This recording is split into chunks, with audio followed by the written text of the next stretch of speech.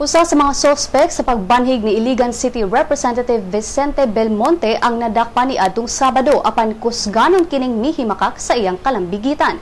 Naila ang sospek nga si Dominador Tumala, 62 anyos nga kanhi miyembro sa New People's Army ubos sa District Lando sa Zamboanga del Norte.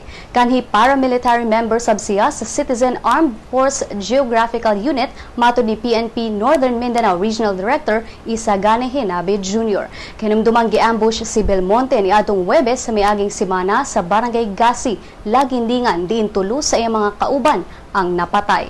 Apan ang sospek nga si Tumala hugot nga milimod sa iyang kalambigitan sa insidente. Matud niya nga wala siya kaila ni Congressman Belmonte. Dugang sab sa sospek nga sakay siya sa iyang motorsiklo ug milabay ra siya duol sa lugar tungod kay padulong siya sa airport aron kuhaon ang iyang igsuon nga gikan sa Manila.